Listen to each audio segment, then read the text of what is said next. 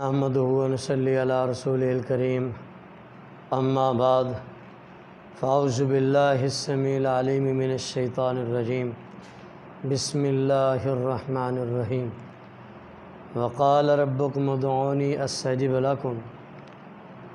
معزز سامعین، ہم میں سے ہر ایک دوسرے تیسرے بندے کا یہی شکوہ ہے کہ ہم اللہ تعالیٰ سے بڑی دعائیں کرتے ہیں، ہماری دعا قبول نہیں ہوتی۔ بڑی دعائیں کرتے ہیں لیکن قبول نہیں ہوتی، قبولیت کے درجے تک نہیں پہنچتی۔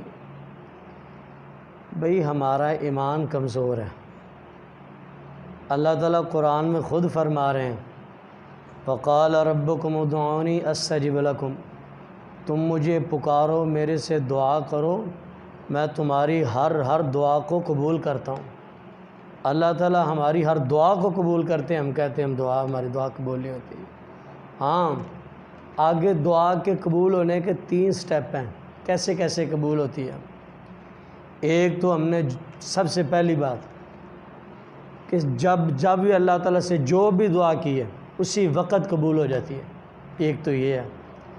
دوسرا کہ کوئی ہمارے اوپر بڑی پریشانی، کو بڑی مصیبت آفت آنی ہوتی ہے، ہم اللہ تعالیٰ سے دعا کرتے ہیں تو اللہ تعالیٰ اس دعا کی وجہ سے وہ مصیبت ٹال دیتے ہیں ہم سے۔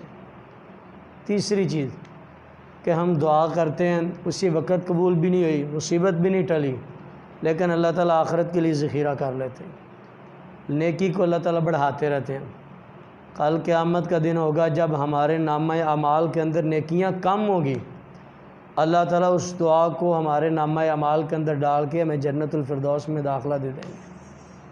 تو اس وجہ سے ہر دعا قبول ہوتی ہے، یہ مت سوچیں کہ دعا نہیں قبول ہوتی، ہر دعا قبول ہوتی ہے۔ اور بعض لوگ ایسے ہوتے ہیں کہ ان کو دعا کرنی نہیں آتی، دعا کرتے کیسے؟ ایسے ہاتھ اٹھائے چلو جی الحمدللہ یا اللہ مجھے یہ دے دے وہ دے دے، ایسے دعا نہیں قبول ہوتی۔ دعا کیسے دعا کرنی چاہیے؟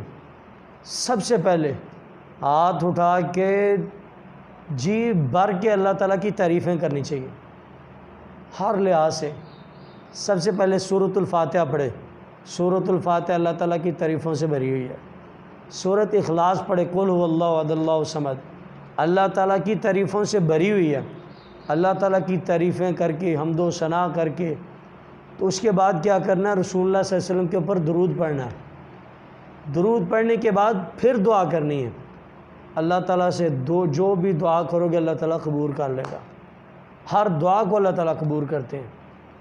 تو اس وجہ سے ہمیں چاہیے زیادہ سے زیادہ اللہ تعالیٰ سے دعا کریں۔ ہمارا ایمان کمزور نہیں، ہمارا ایمان مضبوط ہونا چاہیے کہ اللہ تعالیٰ ہماری ہر دعا کو قبول کرتے ہیں۔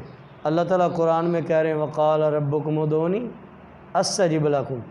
اس وجہ سے ہمیں ہر وقت اللہ تعالیٰ سے مانگتے رہنا چاہیے، ہماری دعائیں قبول ہوتی ہیں۔ اللہ تعالیٰ سے دعائیں کہ اللہ تعالیٰ ہمیں زیادہ سے زیادہ دعائیں کرنے کی توفیق عطا فرمائے۔ وما علینا الا البلاغ المبین۔